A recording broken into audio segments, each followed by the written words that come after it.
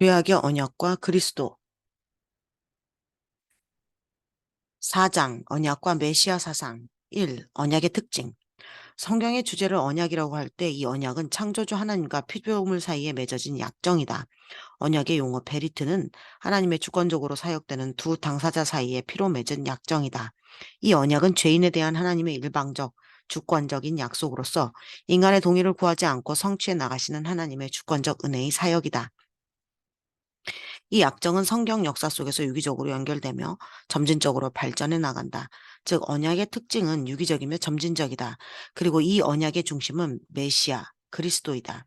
창세기 1장, 2장에 계시된 하나님께서 피조물과 맺은 언약대로 이 세상의 질서가 유지되며 주님 재림 때까지 지속될 것이다.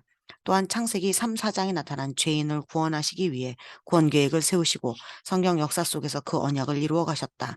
언약이 성경 역사 속에서 어떻게 진행되고 있는가 하는 것이 언약의 특징이다. 유기적인 면.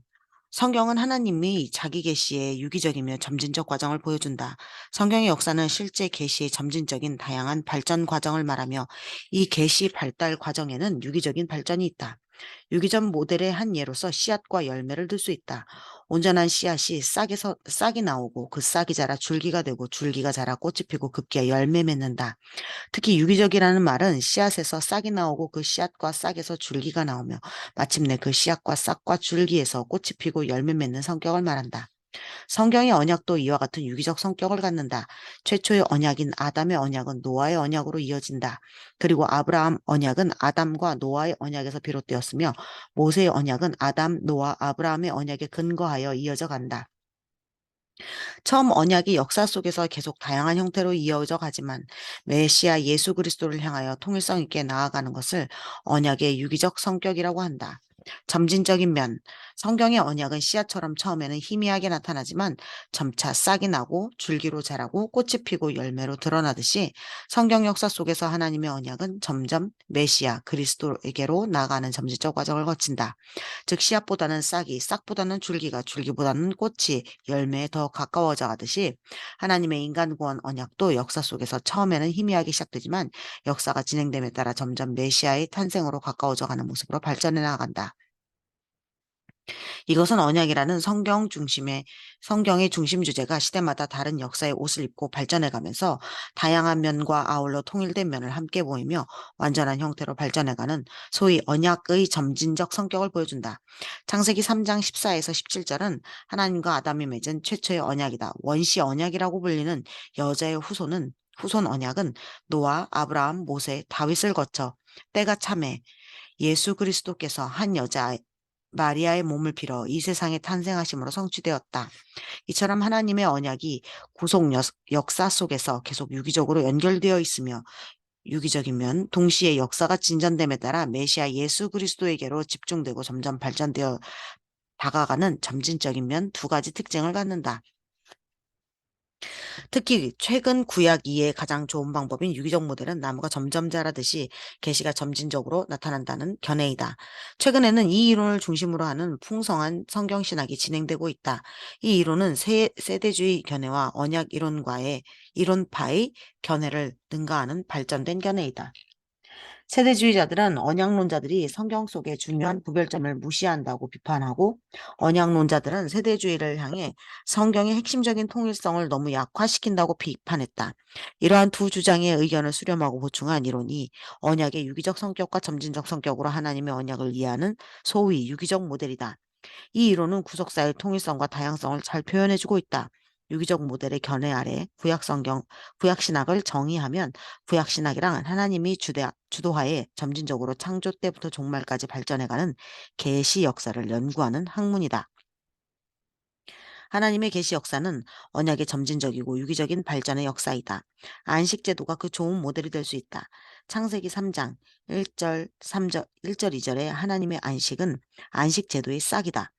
이 싹의 씨앗은 창조 당시에 이미 심겨졌다가 하나님의 창조 사역 직후 일곱째 날에 하나님의 안식에서 그 싹이 돋아났다. 창세기 2장 3절. 이 안식의 싹은 역사 속에서 안식일, 출애굽기 20장 10절에서 11절, 월삭, 안식년, 레위기 25장, 희년 레위기 25장의 제도로 유기적이며 점진적인 발전과 성장을 이루어 나갔다. 또한 이 안식제도는 구원 개념 신명기 5장 15절과 가나안 땅의 정복 신명기 12장 10절이라는 줄기로 더욱 발전된 모습으로 성장해 나갔다. 특히 이스라엘 백성의 안식이 모형인 가나안 정복 자체도 아직은 하나님의 안식이 아니라고 말하면서 안식의 최종 의미는 미래를 향해 더 나아가고 있다. 시편 95장 11절 마침내 때가 되어 가지에 꽃이 피고 열매가 맺히듯 최초 안식 창세기 2장 3절은 그리스도의 구속 사건을 통한 구원의 안식으로 성취되었고 계속 열매를 맺어가면서 안식은 영원한 나라의 안식 히브리서 4장 8절에서 9장을 지향하고 있다. 최초의 안식제도는 월삭, 안식년, 희년 및 가나안 땅의 안식을 거쳐 메시아 예수 그리스도를 통해 구원의 안식으로 성취되었다. 그러나 이 안식의 완전한 안식의 때, 곧 마지막 안식할 때가 하나님의 백성에게 아직 남아있다. 히브리서 4장 9절. 그러므로 참된 안식이란 단지 하루를 쉰다는 개념으로 주어진 것이 아니고 영원한 안식이 있는 하나님 나라를 바라면서 준비하는 쉼의 시간임을 밝히고 있다. 이처럼 하나님의 언약의 계시는 시대마다 다양하게 나타나지만 메시아 중심으로 통일성 있게 역사 속에서 유기적이며 점진적으로 발전해가고 있다. 이것이 언약의 특징이다. 2. 언약의 구분. 오랜 전통적 견해 아래에서는 타락 이전의 인간과 맺은 언약을 행위 언약과 은혜 언약으로 나누어 이해해 왔다. 즉 범죄하기 이전의 언약을 행위 언약, 죄를 범한 이후의 언약을 은혜 언약이라고 불렀다. 이런 언약의 구분은 성경을 이해하는 데 매우 중요한 구분으로 오늘날까지 이르렀으나 최근에는 성경 신학의 발전으로 행위 언약을 창조 언약, 은혜 언약을 구속 언약으로 부르고 있다. 따라서 죄를 범하기 이전의 언약을 창조 당시에 맺은 언약이라는 측면에서 창조 언약이라고 부르며 아담과 하와의 불순종, 곧 인간의 범죄 이후 죄를 범한 인간을 죄에서 구원하시는 언약이라는 의미에서 그것을 구속 언약이라고 부르게 된 것이다. 창조 언약은 인간이 타락하기 전, 곧 창조 당시에 맺은 언약으로서 안식, 결혼, 노동을 가리킨다. 이러한 언약은 일반적인 창조 질서 아래 인간이 반드시 지켜야 할 규례로서 하나님의 창조 질서를 이룬다. 이 창조 언약은 타락 이후에도 구속 언약과 함께 지켜야 할 규례로 여전히 남아있다. 또한 창조 당시의 특별 규례로 보이는 하나님의 말씀으로서 금지 명령이 있었다. 구속 언약은 하나님의 금지 명령에 불순종한 인간의 구원을 위해 메시아를 보내주시겠다는 하나님의 은혜스러운 언약을 말한다. 장차 이 땅에 오실 구속자로서의 메시아를 중심으로 전개해 나가는 언약을 구속 언약이라고 부른다. 구약 성경을 잘 이해하는 방법 가운데 하나는 창조 언약, 창세기 1장 2장과 구속 언약, 창세기 3장 이후로 구분하여 메시아를 중심으로 이해하는 것이다. 3. 언약의 주제인 메시아. 메시아의 의미. 언약의 주제는 메시아이며 구약 성경의 모든 사건과 내용은 메시아 사상 아래서만 바르게 이해될 수 있다. 메시아, 마시아흐라는 용어는 명사형으로 동사형은 마샤이다. 이 말은 일반적으로 기름 따위를 바르다 또는 붓다라는 뜻으로 두 가지 말이 파생되었다. 마시아흐라는 용어가 초기 단계에는 메시아 개념을 드러내는 계시로 사용되지 않았고 계시가 진전됨에 따라 메시아 개념을 선명하게 나타내주는 메시아와 그의 사역을 지칭하는 뜻으로 사용하게 되었다. 구약 성경에서 이 메시아, 마시아흐의 개념은 좁은 의미와 넓은 의미로 사용되는데 이 두 메시아 개념은 서로 뗄 수 없는 관계에 있다. 좁은 의미의 메시아 개념은 왕적 인물에 대한 메시아 사상이다. 메시아는 통치하는 왕, 약속된 왕, 즉 앞으로 통치할 왕을 말한다. 넓은 의미의 메시아 개념은 구원의 약속들과 약속을 이루기 위해 수행될 일, 자격들, 동원되는 방법들과 설정된 목적들, 메시아가 다스리는 영역과 다스림으로 나타나는 결과들이라고 할 수 있다. 일반적으로 구약에서 기름 부음의 행위는 네 가지 특별한 의도가 담겨 있다. 첫째, 지명하다, 임명하다 또는 선택하다 등의 의미가 있다. 이 행위는 왕, 선지자 그리고 제사장의 지명, 임명 또는 선택하여 세우는데 적용되었다.